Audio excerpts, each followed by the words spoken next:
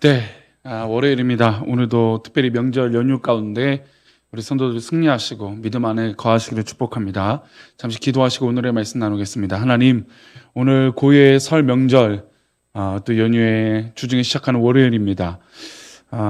가족들과 모이고 또 사랑하는 사람들과 만났을 때 좋은 마음과 좋은 이야기와 또 주님의 사랑이 흘러갈 수 있도록 하나님 복을 내려 주옵소서. 이 시간 우리 가운데 함께하여 주시고 말씀을 나눌 때에 은혜를 내려 주옵소서. 지켜주실 것을 믿사오며 거룩하신 예수님의 이름으로 기도합니다. 아멘. 네, 오늘의 말씀 에스더서입니다. 에스더 8장 1절 말씀이고 제목은 주를 향하여 한 걸음씩이라고 하는 제목으로 말씀 나누겠습니다. 함께 읽겠습니다. 그날 아하수에로 왕이 유다인의 대적 하만의 집을 왕후 에스더에게 주니라. 에스더가 모르드게는 자기에게 어떻게 관계됨을 왕께 아뢰었으므로 모르드게가 왕 앞에 나오니. 아멘. 우리가 인생을 살다 보면 성공을 하기도 하고 또 실패를 하기도 합니다.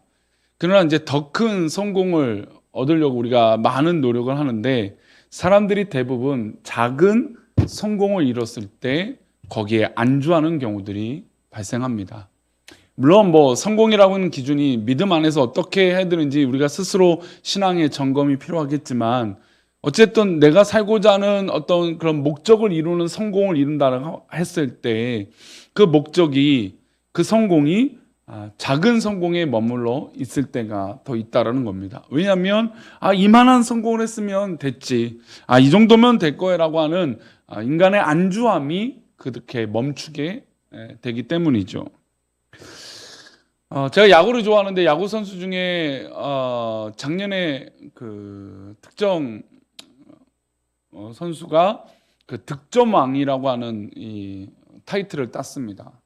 근데 득점왕을 따고 출루율이 굉장히 높고 야구를 굉장히 잘하는데 이 선수가 인터뷰하는 이 장면을 봤는데 작년에 타격 폼을 좀 수정했다라는 겁니다. 근데 사실 잘했는데 또 수정을 한 것이죠. 왜 그럴까?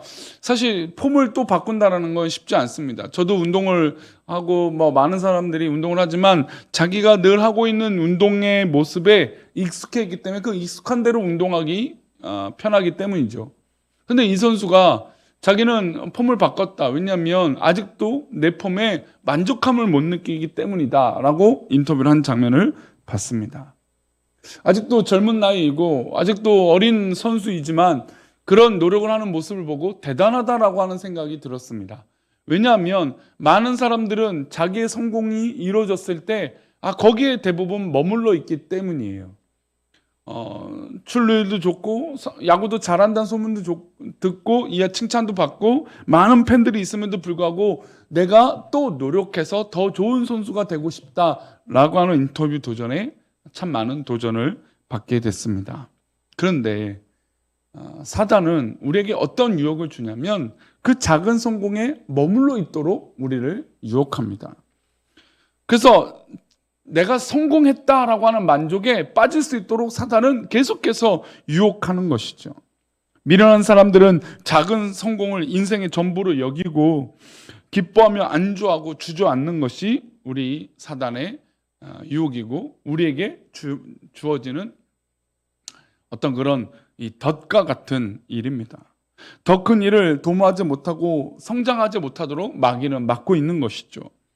하지만 믿음이 있고 지혜로운 성도는 거기서 기뻐하지 않고 또 거기서 멈춰 있는 것이 아니라 더 감사하고 더 하나님께 영광을 돌리기 위해서 또 다른 걸음을 걸어 나가는 것이죠. 우직하게 그 걸음을 나아가는 그 걸음을 하나님께서는 기뻐하실 줄 믿습니다. 오늘 우리가 읽은 본문에 나오는 에스더와 모르드게는 자기들이 찾고 있는 자기가들이 이루려고 하는 궁극적인 목적이 있었습니다. 그 목적을 이룰 때까지 이 에스더와 모르드게는 멈추지 않은 것이죠. 사실 에스더는 대단한 성공을 이뤘습니다. 왕에게 2번이나 소원을 말했고 그 소원이 다 이루어졌고 또 유다 백성들을 그 하만의 손에서 구원하게 되는 놀라운 은혜를 경험했습니다. 이 모든 소원을 이루었음에도 불구하고 에스더와 모르드게는 거기서 멈추지 않았습니다.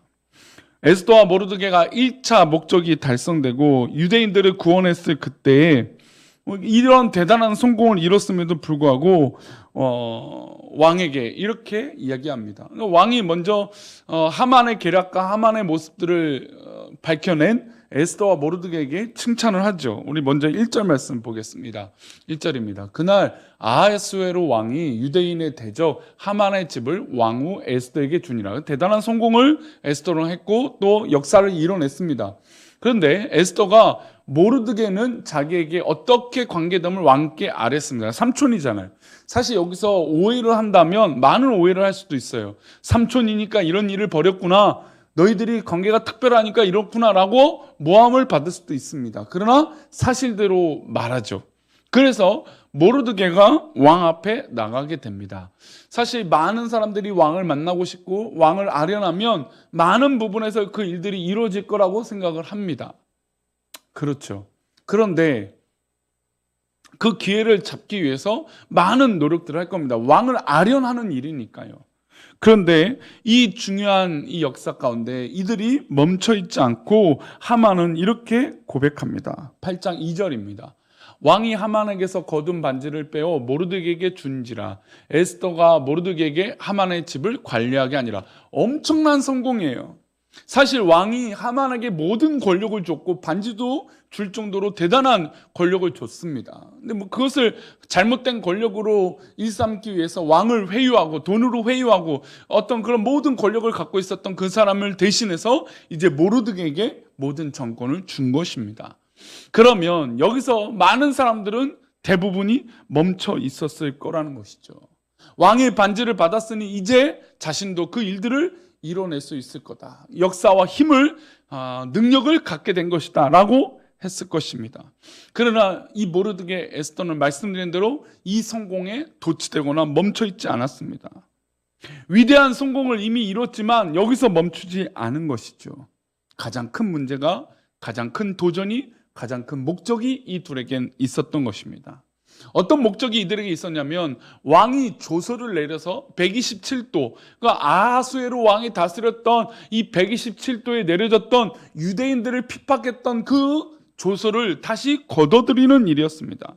왕의 인장이 찍혀서 전국에 명했던 그 명령을 철회하기까지 에스더와 모르드게는 멈출 수가 없었던 것이죠. 그래서 에스더가 다시 왕 앞에 눈물로 호소합니다. 3절부터 5절 그 말씀이 나와 있는데요. 먼저 3절과 4절 말씀 보겠습니다. 에스더가 다시 왕 앞에서 말씀하며 왕의 발 아래 엎드려 아각 사람 하만이 유다인을 해하려 한 악한 꾀를 제거하기를 울며 구하니. 에스더가 정말로 간절하게 울며 왕에게 구했습니다. 그 악한 사람이 정말 이 유다인들을 다 핍박하고 죽이려고 했던 일들을 울면서 간구합니다. 그리고 4절에 이렇게 말합니다. 왕이 에스더를 향하여 금규를 내미는지라. 에스더가 일어나 왕 앞에 서서 이제 왕이 에스더의 말을 듣고자 금규를 내밀었습니다. 5절에 이렇게 나옵니다. 이르되 왕이 만일 즐거워하시며, 그러니까 에스더는 그의 왕의 마음에 설득하기 위해서 대단한 간절한 진실한 마음이 있죠. 그리고 절대로 왕을 무시하지 않았어요. 이렇게 표현하죠. 많이 즐거워하시며 내가 왕의 목전에 은혜를 입었고, 그러니까 왕이 모든 것들을 허락해 주셨다는 걸, 왕이 주인이라는 것을 고백하고 있습니다. 겸손한 모습이죠. 그리고 또 왕이 이 일을 좋게 여기시며 나를 좋게 보이실진데 조서를 내리사 아각 사람 함무다다의 아들 하만이 왕의 각 지방에 있는 유다인을 진멸하고 깨하고 쓴 조서를 철회하소서. 에스더와 모르드게가 이제 권력을 잡았으니까 마음껏 할 수 있다라고 할 수 있지만 왕은 수가 틀리면 아무것도 안 돼요. 왕이 고집 피우고 왕이 안 된다 하면 왕의 어명이에요. 그 어명을 다시 한번 걷어들인다는 건 쉬운 일이 아니었어요. 그래서 에스더가 진실로 눈물을 흘리며 간절하게 왕에게 고백합니다. 그리고 그 왕에게 기분이 상하지 않도록 겸손하게 왕의 말을 듣고자 또 왕을 설득하고자 했던 것입니다. 에스더와 모르드게의 궁극적인 목적은 이 하만이께 내려진 이 유다인들을 진멸하라고 하는 그 모든 조서를 걷어들이는 일이었습니다. 왕이 내린 조서를 다시 걷어들이고 철회한다는 건 쉬운 일이 아니죠. 그런데 에스더와 모르드게는 이것을 무릅쓰고 이 위험함을 무릅쓰고 정말로 눈물로 간절하게 그 목적을 향하여 나아간 것입니다. 사실 유다인들에게 내려진 이 진멸의 조서를 다른 방법으로, 다른 수단과 방법으로 할 수도 있었을 것입니다. 왜냐하면 모르드게는 그 권력을 또 지게 되었으니까. 그런데 근본적으로 그 문제를 해결하고 싶었던 것이죠. 바로 왕의 마음을 완전히 뒤바꾸게 하는 것이었습니다. 하만이 내렸던 그 꾀를 완전히 걷어들이고 그 꾀에 속았다라고 인정하게 되는 것이기 때문에 왕이 그 조서를 걷어들이는 건 쉬운 일이 아니었습니다. 그러나 신앙인이고 하나님 뜻 가운데 있었던 에스더와 모르드게는 이 일을 향하여 전진한 것입니다. 그리고 끝까지 매달렸던 것이고 왕의 마음에 흡족했던 것입니다.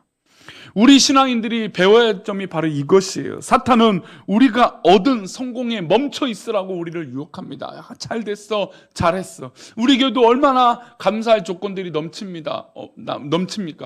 잘했어. 그렇게 멈추라고 우리에게 얘기할 것이죠. 그런데 우리가 여기서 멈춰 있는 것이 아니라 하나님 뜻 가운데 전진하며 하나하나 나아가는 것이에요. 성공을 보고 사탄이 시기하고 여기서 멈추라고 만족하라고 말합니다. 그러나 신앙인은 거기서 만족하고 멈춰 있는 것이 아닙니다. 하나님이 원하시는 그 뜻, 하나님께서 바라시는 그 뜻을 향하여 우리는 멈추지 말고 전진해야 될 줄 믿습니다.